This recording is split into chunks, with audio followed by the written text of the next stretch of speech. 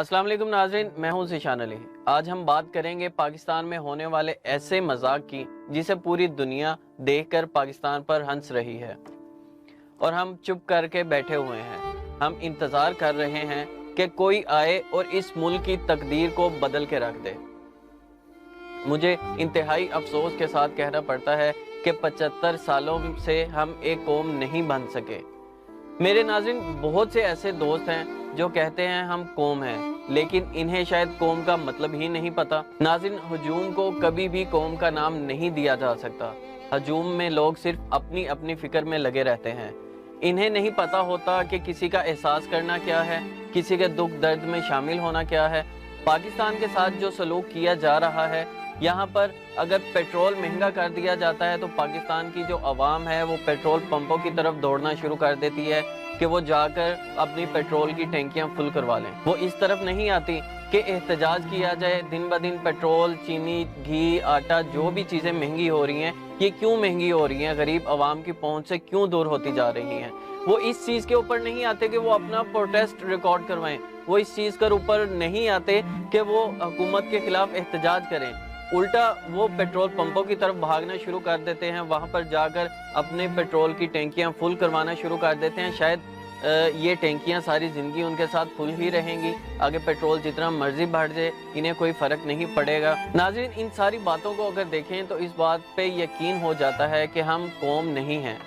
कौम जो होती है वो समझ रखती है, अकल रखती है, शऊर रखती है। इसे अपने लोगों की परवाह होती है, इसे अपने मुल्क की परवाह होती है, इसे अपने मुल्क में रहने वाले पाकिस्तानी लोगों की या कोई भी कौम है किसी भी मुल्क से, उन्हें उस चीज़ की फ़िक्र होती है, उसका एहसास होता है, उसकी परवाह करते हैं। बदकिस्मती से पाकिस्तान में अभी तक ऐसा कुछ भी नहीं हो सका। पिछले 2 माह में नाज़रीन, हमारे पाकिस्तान के साथ जिस तरह का खेल खेला गया है, किस तरह इसकी इज्जत को नीलाम किया गया है, किस तरह से इसे बेच दिया गया है, पाकिस्तान की खातिर तारीख में कभी पहले ऐसा नहीं हुआ। बदकिस्मती से पता ये सबको है, मगर सवाए एक इंसान के किसी को भी इस बात की फिक्र नहीं है। इमरान खान अकेला इस माफिया के खिलाफ लड़ रहा है। हम अपने घरों में सुकून से बैठकर आपस में ये बातें तो करते रहते हैं कि इस पार्टी को इस तरह नहीं करना चाहिए था, इस पार्टी को इस तरह नहीं करना चाहिए था। हम ये बातें बड़े सुकून से ठंडे माहौल में बैठकर ये हम डिस्कशन तो कर लेते हैं, लेकिन जब हमें लीडर का साथ देने की बारी आती है तो हम उस लीडर का साथ नहीं देते। नाज़रीन, क्या कभी हमने ये सोचा कि हम खुद अंदर से क्या हैं, कितने ईमानदार हैं? नहीं, हम अपने आप को कभी नहीं देखते, अपने अंदर कभी नहीं झांकते। यहाँ पर नाज़रीन, फल वाले की बात करें तो फल वाला साफ फल तोलकर गले सड़े फल डालकर दोबारा दे देता है, नाप तोल में कमी करता है। फिर हम कहते हैं कि हमारा लीडर ईमानदार नहीं। हम अस्पताल में चले जाएं तो डॉक्टर्स असली बीमारी बताने की बजाय लंबे लंबे टेस्ट लिख कर दे देते हैं, और वो टेस्ट करवाने के बाद अगले दिन दोबारा उस डॉक्टर के पास जाओ तो वो दोबारा से फीस लेता है। फिर हम कहते हैं कि हमारा लीडर ईमानदार नहीं। नाज़रीन, दवाइयाँ लेने चले जाएं तो दवाइयाँ 2 नंबर मिलती हैं। फिर हम कहते हैं कि हमारा लीडर ईमानदार नहीं। दूध वाला दूध खालिस नहीं देता क्योंकि इसे बचत नहीं ज़्यादा मिलती, उस हिसाब से वो दूध से ज़्यादा पानी उसमें मिक्स करके लोगों को देता है। फिर हम कहते हैं कि हमारा लीडर ईमानदार नहीं। नाज़रीन, पाकिस्तान तहरीक-ए-इंसाफ 26 साल से मेहनत करके अपनी पार्टी क़याम में लाती है और अवामी पार्टी बन जाती है। लोग इसे इसके कामों को पसंद करने लगते हैं इस वजह से कि इसने पाकिस्तानी अवाम के लिए काम किए। इस जमात के सरबराह इमरान खान साहब ने पाकिस्तान को झुकने नहीं दिया, पाकिस्तान के लोगों की इज्जत करवाई, दूसरे ममालिक में भी महंगाई को कंट्रोल करके रखा और बहुत से ऐसे काम किए जो पहले कभी पाकिस्तान की तारीख में नहीं होते। इस पर मैं एक और वीलॉग में आपको डिटेल में बताऊंगा कि इमरान खान साहब ने कौन कौन से ऐसे काम किए जिनके ऊपर एक लंबी डिबेट हो सकती है और वो पाकिस्तान की तारीख में पहले वो काम कभी नहीं हो सके। अभी नाज़रीन, एक ऐसी पार्टी वजूद में आई है जो पाकिस्तान तहरीक-ए-इंसाफ के नाम से ही बनी है। इसका मकसद पाकिस्तान तहरीक-ए-इंसाफ के वोट तोड़ना है। इस पार्टी को किसने बनाया, इसके पीछे किसका हाथ था? अगर आप पाकिस्तान तहरीक-ए-इंसाफ नज़रियाती पार्टी के पेज पर जाएं तो आपको इसकी हर पोस्ट सिर्फ इमरान खान के खिलाफ नज़र आएगी। आपको इस पेज पर नज़र आने वाली हर तस्वीर اعلیٰ قیادت مسلم لیگ نون کے لوگوں کی ہوگی جو اس کے ساتھ کھڑے ہو کر بڑی خوشی سے تصویریں بنوا رہے ہیں۔ یہ وہ جماعتیں ہیں جو کئی سالوں سے اس ملک کو لوٹ رہی ہیں۔ پاکستان مسلم لیگ کے بہاف پر یہ پارٹی بنائی گئی اور اس کا نام رکھا گیا ہے پاکستان تحریک انصاف نظریاتی۔ جی، پاکستان تحریک انصاف نظریاتی، صرف اس لیے کہ بے ایمانی تو ہمارے خون میں شامل ہو چکی ہے۔ اس پارٹی کو بنانے کا مقصد صرف اتنا ہے کہ عمران خان کی پارٹی کو ووٹ کم سے کم ملے۔ پاکستان کی عوام اتنی پڑھی لکھی تو ہے نہیں کہ وہ ایک ایک چیز کو نوٹ کرے۔ پاکستان میں غربت اور تعلیم انتہائی ناقص اور کم ہے، جس کی وجہ سے لوگ اکثر دھوکہ کھا جاتے ہیں۔ لوگ خود بھی دھوکہ کرتے ہیں اور آگے جو انہیں سربراہ ملے ہیں وہ بھی اب دھوکہ دہی کے ذریعے الیکشن جیتنا چاہتے ہیں۔ ناظرین، پاکستان نظریاتی پارٹی کا جھنڈا بھی ایک جیسا ہے، اس کا رنگ بھی ایک جیسا ہے تاکہ لوگ غلطی سے دوسری پارٹی کو ووٹ ڈال دیں۔ یہ عالم ہے پاکستانی مسلمانوں کا، انتہائی دکھ کی بات ہے۔ کبھی پاکستان پیپلز پارٹی کے نام پر کوئی پارٹی کیوں نہیں آئی؟ کبھی پاکستان مسلم لیگ نون کے نام سے کوئی پارٹی کیوں نہیں آئی؟ JUIF کے نام سے کوئی پارٹی کیوں نہیں آئی؟ MQM کے نام سے کوئی پارٹی کیوں نہیں آئی؟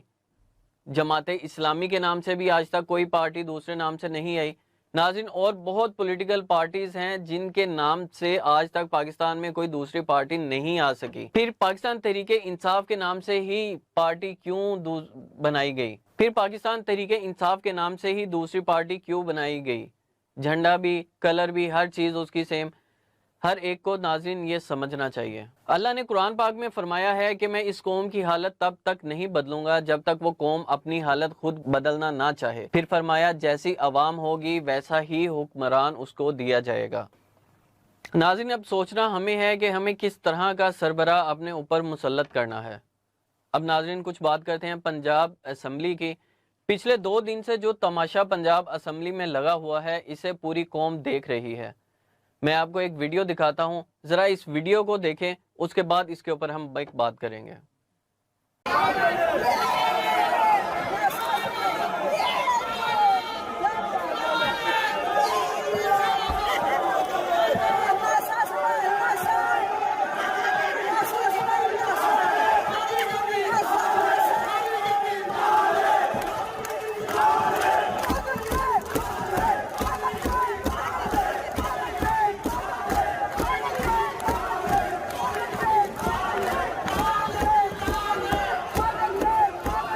جی ناظرین، آپ سوچ رہے ہوں گے کہ یہ کون سی پارٹی کے لوگ ہیں۔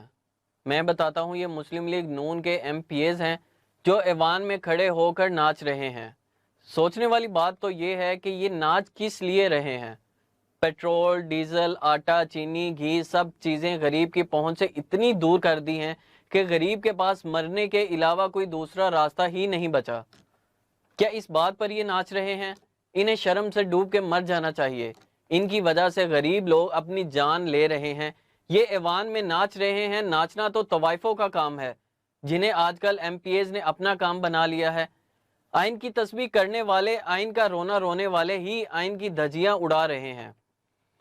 آئین کی کتاب پکڑ کر عطا تارڑ ایوان میں کھڑے ہو کر جو بےہودہ اشارے کر رہے ہیں، ناظرین وہ ایوان میں موجود لوگوں کو نہیں، وہ پاکستان کی 22 کروڑ عوام کو بےہودہ اشارے کر رہے ہیں۔ ناظرین، اس سے زیادہ توہین پاکستانی لوگوں کی کیا ہوگی کہ ایوان میں کھڑے ہو کر پاکستان کی 22 کروڑ عوام کو بےہودہ اشارے کیے جائیں۔ کیا اس پر پاکستان سپریم کورٹ کے جج ایکشن لیں گے؟ کیا اس پر کوئی پولیس والا ایوان میں دوبارہ داخل ہوگا؟ کیا کوئی ایسا شخص اس چیز کا نوٹس لے گا کہ 22 کروڑ عوام کو جس طرح سے عطا تارڑ نے بےہودہ اشارے ایوان میں کھڑے ہو کر کیے، یہ ہمارے لیے باعث شرمندگی کے علاوہ کچھ بھی نہیں ہے، سوائے اپنی سیٹوں کو بچانے اور اپنے اقتدار کی ہوس میں یہ اس قدر آگے نکل چکے ہیں کہ انہیں نہ تو عوام کی پرواہ ہے نہ انہیں اپنی سیٹوں کی پرواہ ہے۔ ناظرین، اگلے ویلاگ میں دوبارہ آپ کے سامنے حاضر ہوں گے، تب تک کے لیے اللہ حافظ۔